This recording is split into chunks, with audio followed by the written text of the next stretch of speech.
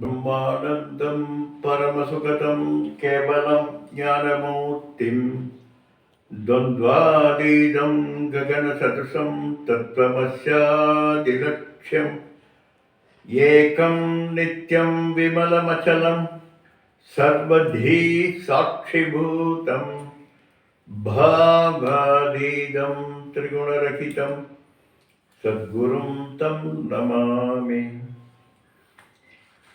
ओम सदाशिवसमारंभां शंकराचार्यमध्यमाम् अस्मदाचार्यपर्यन्तां वन्दे गुरुपरम्पराम्। श्रुतिस्मृतिपुराणानाम् आलयं करुणालयं नमामि भगवत्पादशङ्करं लोकशङ्करं शङ्करं शङ्कराचार्यं केशवं बादरायणं सूत्रभाष्यकृतौ वन्दे भगवन्तो पुनः पुनः। ईश्वरो गुरुरात्मेधिर्मूर्तिभेदविभागिने व्योमवद्व्याप्तदेहाय दक्षिणामूर्तये नमः। त्वमेव माता च पिता त्वमेव बन्धुश्च सखा त्वमेव विद्या द्रविणं त्वमेव सर्वं मम देव त्वमेव सर्वं मम देव दयानन्दरूपं मदाचार्यमीठे दयानन्दरूपं मदाचार्यमीठे दयानन्दरूपं मदाचार्यमीठे। पूज्य श्री दयानंद सरस्वती स्वामिகளின் பாதாரவிந்தங்களை வணங்கி ஓம் சகனா பவது சகனௌ புனக்து சக வீர்யங்கரபாவகை तेजस्विनावतीतमस्तु मा विद्विषावकै। ओम शांति शांति शांति। हरि ओम श्री गुरुभ्यो नमः। हरि ओम।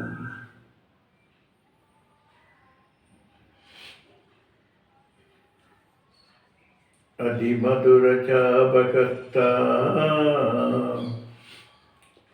अभरिमिदां मोद बाणसौभाग्या अरुणा अतिशयकरुणा अभिनवगुणसुन्दरी वन्दे अभिनवकुलसुन्दरी वन्दे अभिनव गुणसुन्दरी वन्दे वन्दे।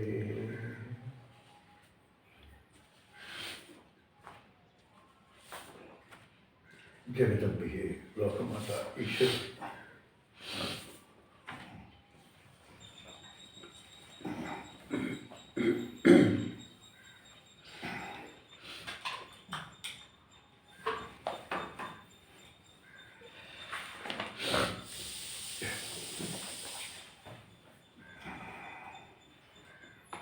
தியான கேகினி ஸ்ரீகாரம் என்கின்ற நந்தவனத்திற்கு அழகையும் சோபையும் தரக்கூடிய பெண்மயில் போல் இருப்பவள் பரதேவதை. தர்மார்த்த மோட்ச காமம் என்று சொல்லக்கூடிய அத்துணை புருஷார்த்தங்களையும் கொண்டவளாக இருக்கக்கூடியவள். அநேக விதமான பக்திகள் தர்மார்த்த காமம் மோட்சம் என்ற அத்துணை இருந்தாலும் நந்தவனத்தில் அந்த மோட்சம் என்கின்ற ஒரு தனி அழகை கொடுக்கக்கூடியவள். எப்படி மயிலானது பல பல பட்சிகள் இருந்தாலும் அந்த அந்த நந்தவனத்தில் மயில் தனது உருவத்தாலும் தோகையாலும் தனது நடனத்தாலும் ஒரு பேரானந்தத்தை தனித்துவமாக கொடுக்கிறதோ அதுபோல பரமபுருஷார்த்தமாகிய ஞானம் என்கின்ற புருஷார்த்தத்தினுடைய பலனாக சச்சிதானந்த ஸ்வரூபத்தை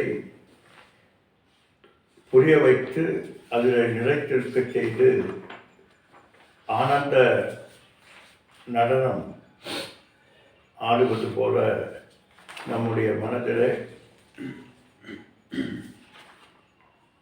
அந்த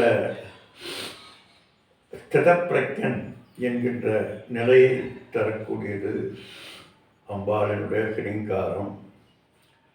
ஹ்ரீங்கார ஆரண்யஹரி. இங்கே ஹ்ரீங்காரத்தை ஒரு காட்டுக்கு ஓமையாக கொடுத்து அந்த காட்டில் துள்ளி குதிக்கின்ற பெண்மான் என்கின்ற ஒரு உதாரணத்தை இங்கே கொடுக்கப்படுகிறது. எப்படி வேறெந்த பயமும் இல்லாமல் இருக்கக்கூடிய ஒரு மானானது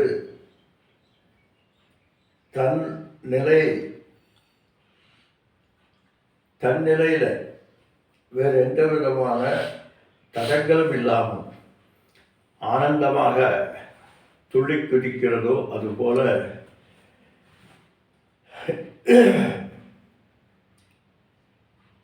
ஏக வடிவமான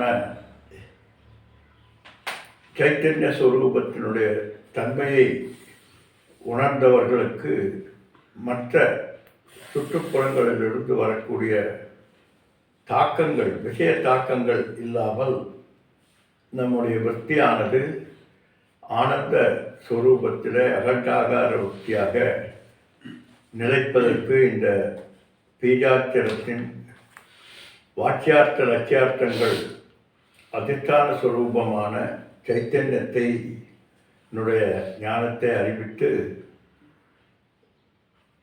உபாதி ரூப மாயை என்று சொல்லக்கூடிய அவித்யா அல்லது மித்யா என்று சொல்லக்கூடியவைகளினுடைய தாக்குதல்களிலிருந்து நம்மை விலக்கி சம்சார ரூப சகல அனர்த்தங்களையும் நீக்கி நிர்பயமாக ஸ்வரூப மோட்சம் என்கின்ற அந்த நிலையில் நிலைத்திருக்கக்கூடிய தன்மையை தானாகவே சித்திக்க வைக்கிறது. அமிர்த ஸ்வரூபத்தை அடைய வைக்கிறது இந்த ஹ்ரீங்காரம். அதே போல் ஹ்ரீங்கார வல்லரி. ஹ்ரீங்காரம் என்கின்ற ஒரு செடிக்கு அமைக்கக்கூடிய ஒரு அரண் போன்ற பாத்தி போல சைத்தன்ய ஸ்வரூபத்தினுடைய உண்மை ஸ்வரூபத்தினுடைய பாத்தி போல இருந்து பசுங்கொடி எப்படி அந்த ஹ்ரீங்காரத்தினுடைய வாக்கியார்த்தமாக இருக்கக்கூடிய பரதேவதை ஏற்கனவே கூறியது போல பரதேவதையும் ஹ்ரீங்காரமும் வாசக சம்பந்தம் உண்டு. அப்படி ஹ்ரீங்கார ஸ்வரூபிணியாக இருக்கக்கூடிய அந்த அம்பாளை அந்த சாட்சாத்காரத்தை நிலைத்திருப்பதற்கு ஹ்ரீங்காரத்தினுடைய உபாசனை எப்படி இருக்கிறது என்றால் ஒரு பாத்தி போல நடுவில் இருக்கக்கூடிய செடியை வளர்வதற்கு எப்படி பாத்தியானது அணை கட்டி நீர்த்தேக்கி மற்ற துயரங்களிலிருந்தும் மற்றவற்றிலிருந்தும் தடுத்து நம்மை காக்கிறதோ அதுபோல ஹ்ரீங்காரம் என்பது பரதேவதா சாட்சாத்காரம் அடைவதற்கு, அத்வைத சித்தி அடைவதற்கு ஹ்ரீங்காரம் என்கின்ற பாத்தி நடுவில் இருக்கக்கூடிய சைத்தன்ய ஸ்வரூபத்தை அகண்டாகார விருத்தியை காத்து பாதுகாத்து நிலைத்து நிற்க செய்கிறது என்று இதுவரைக்கு பார்த்தோம். நேற்றைக்கு ஹ்ரீங்கார பஞ்சரசுகி என்கின்ற அந்த மந்திரத்தையும் பார்த்தோம். பஞ்சரம் என்றால் கூடு என்று பார்த்தோம். எப்படி உபாசனைகள் மற்றும் எல்லா விதமான சாதனைகளும் போதோன்ய சாதனேப்யோகி சாட்சாத் மோட்சைக சாதனம் பாகசிய மன்னிவன் ஞானம் வினா மோட்சகன சித்ததி என்ற ஆத்மபோதத்தின் வாக்கியப்படி ஞானமேவது கைவல்யம், ஞானம்தான் மோட்ச சாதனமாக இருக்கக்கூடியது. ஆனால் மற்றவைகள் எல்லாம் அதற்கு ஆறாத் உபகரணமாக மட்டும்தான் இருக்க முடியுமே தவிர அதுவே சாதனையாக ஆகிவிடாது. அதுபோல இந்த சாதனைகள் என்கின்ற அந்த பல பல சாதனைகள் எல்லாம் அந்த ஒரு கூடாக வர்ணிக்கப்படுகிறது. அந்த கூடு மாத்திரமாக இருந்து விட்டால் நமக்கு ஆனந்தத்தை தராது. கூடு ஒரு அழகை தரக்கூடியதுதான். ஆனால் அந்த கூடே நமக்கு நம்முடைய லட்சியமாகிய அந்த ஆனந்தத்தை தராது. காரணம், அங்கே பஞ்சர சுகி என்று சொல்லக்கூடிய அந்த கிளி இருந்தால் மட்டும்தான் அந்த கூட்டிற்கு தனி மதிப்பு, அதனுடைய முழுமையான தன்மை. அப்படி கிரீங்காரம் என்கின்ற அந்த கூடானது மற்ற மந்த மத்தியம அதிகாரிகளுக்கு பிரதீகா உபாசனைக்கு விஷயமாகிறது. பிரதீகா பிரதிமா என்கின்ற இரண்டு நிலைப்பாடுகளை கொண்டது தியானத்தில் பார்த்திருக்கோம். பிரதீகா தியானம் என்றால் அந்த பரபிரம்ம வஸ்துவினுடைய விஷயத்தை, அதனுடைய ஞானத்தை எப்படி ஓங்காரம் என்கின்ற சொற்கள், மந்திரங்கள் போல, பீஜம் மந்திரங்கள் போன்ற மந்திரத்தை, மந்திர அர்த்தத்தை தியானிப்பதற்கு பிரதீகா என்று சொல்றோம். அதே போல பிரதிமா என்றால் பிரதமையோடு, ஒரு ஒரு உருவத்தோடு கூடிய, ஒரு நாமரூபத்தோடு கூடிய சகுண பிரம்ம மானச வியாபாரத்தை பிரதிமா என்கிறோம். இப்படி பிரதிமா பிரதிகா என்கின்ற இரண்டு விதமான தியான நிலைப்பாடுகளில் இரண்டுமே பிரதிகா என்றாலும் பிரதிமா என்றாலும் சகுண பிரம்ம மானச வியாபாரம், நிர்குண பிரம்ம மானச வியாபாரம் இரண்டுமே மனதினுடைய நிலைப்பாடு, மாறுதலுக்கு தக்கபடி ஏற்படுகின்ற செயல் என்பதுதான் அதனுடைய அர்த்தம். அதனால் மனது லைட் இருக்க வேண்டும், மனதினுடைய வியாபாரம் அங்கே இருக்க வேண்டும். நிர்குண பிரம்ம மானச வியாபாரம் தான். நிர்குணம் பிரம்மத்தினுடைய மனதிலே ஏற்படக்கூடிய விசாரம், அதுதான் மானச வியாபாரம் என்று சொல்லுவோம். அப்படி பிரதிகா என்கின்ற ஓங்கார பிரதிகா என்று சொல்லப்படுகிறது. அதே போல ஹ்ரீங்காரமும் ஓங்காரம் போல ஒரு பிரதிகாவாகத்தான் பார்க்கப்படுகிறது. காரணம், பீஜாட்சரம் என்கின்ற அந்த பீஜாட்சரத்தினுடைய அர்த்தபூர்வத்தை அறிந்து பார்த்தால் ஓங்காரமும் ஹ்ரீங்காரமும் இணையானது என்று பார்த்தோம். எப்படி சதுர்விதமான அந்த சப்தங்கள், சதுர்விதமான மாத்திரைகள் என்று சொல்லக்கூடிய மாத்திரையினுடைய அர்த்தம் என்பதெல்லாம் எப்படி ஏற்றி பார்க்கிறோமோ ஓங்காரத்தில், அதே போல ஹ்ரீங்காரத்திலும் ஓங்காரத்தினுடைய தன்மை இருக்கிறது என்று பார்த்தோம். அப்படிப்பட்ட ஹ்ரீங்காரம் என்பது ஒரு கிளி கூண்டை உதாரணமாக சொல்லப்படுகிறது. கூண்டில் இருக்கக்கூடிய கிளி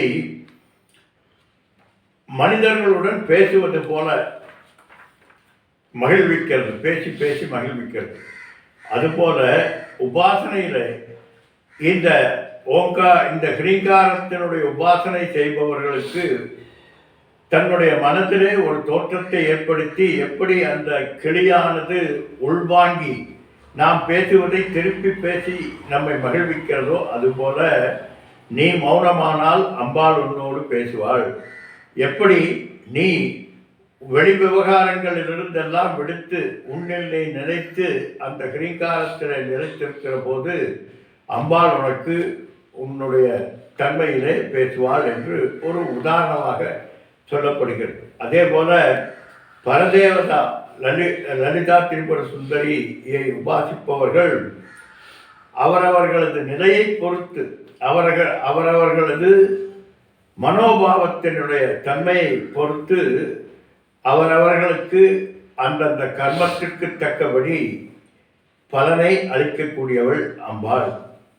அதனால கிளியோடும் கிளிக்கூடோடும் கிளியோடு குளிக்கூடோடும் சேர்ந்த அதாவது என்பதெல்லாம் நம்முடைய தியானத்திற்கு நம்முடைய சாதனைக்கு தக்கபடி அந்தந்த பலனை தரக்கூடியவளாக இருக்கிறாள்.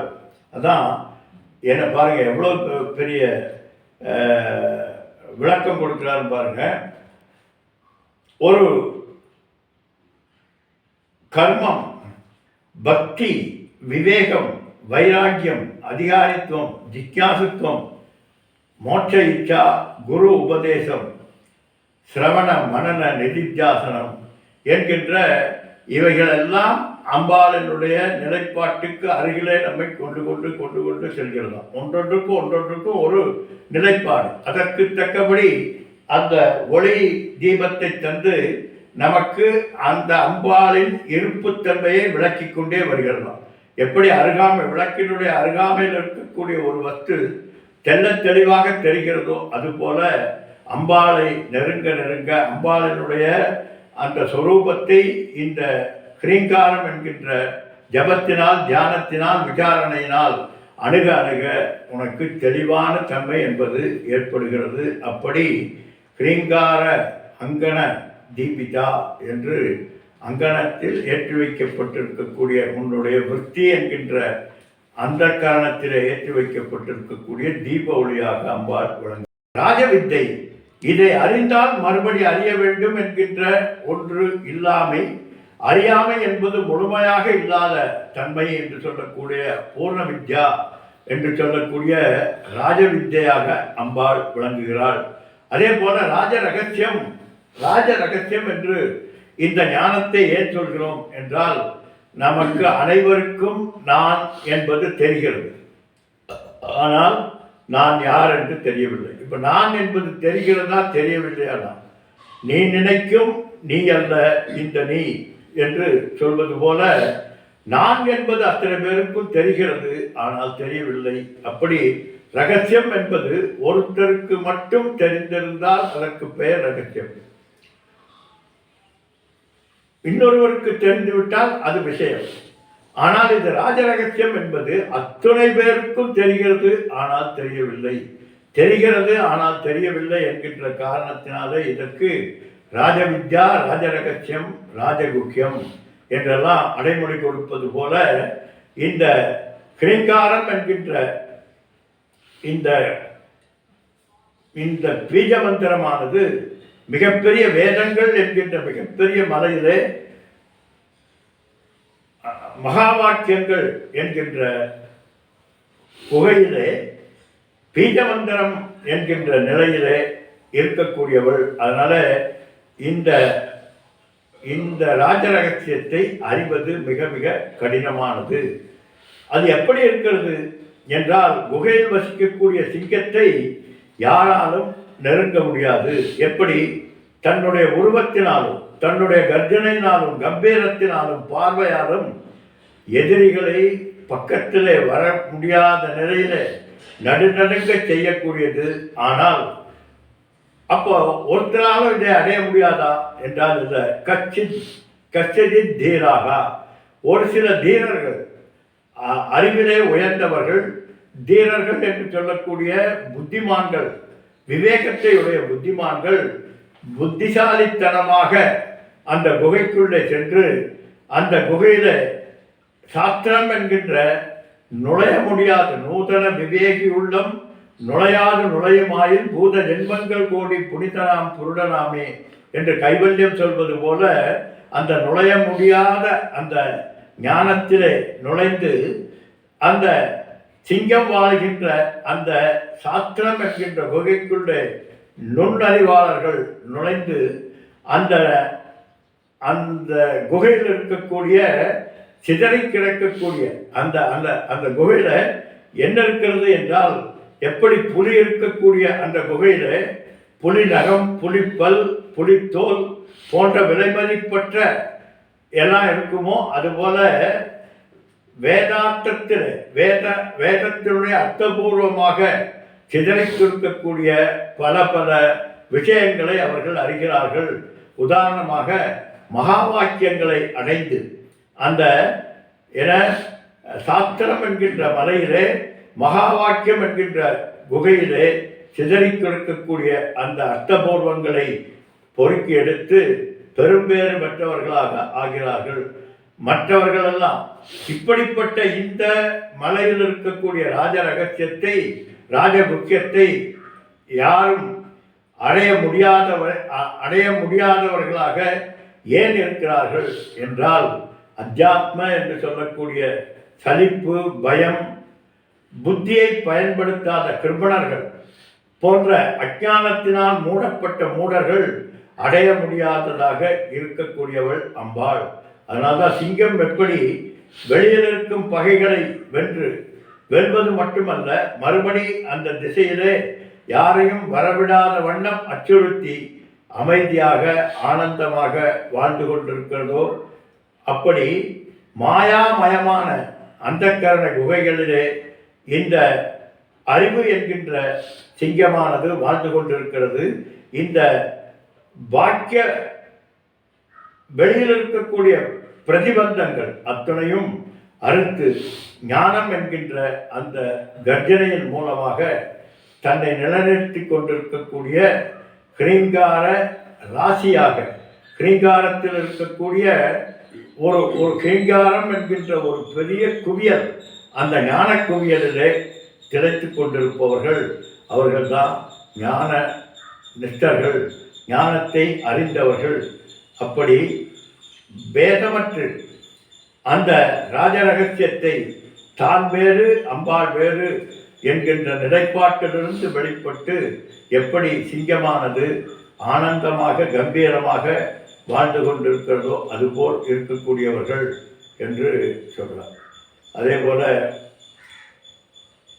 ஹிரிங்கார போஜ பிருங்கா, பிருங்கா என்றால் வண்டு என்று அர்த்தம்.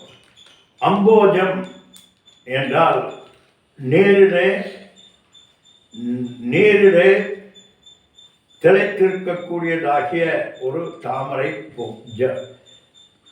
அம்பு என்றால் நீர், ஜம் என்றால் அதில் பிறந்தது. அப்படி அம்புஜம் என்றால் நீரில் பிறந்த தாமரை. இந்த தாமரை வண்ணம் கொண்டவளாக அம்பாள் பரதேவதை இருக்கிறாளாம். தாமரையினுடைய நிறம் மனோகரமான இளஞ்சிவப்பாக இருக்கிறது. மேலும் அந்த இளஞ்சிவப்பான அந்த தாமரையிலே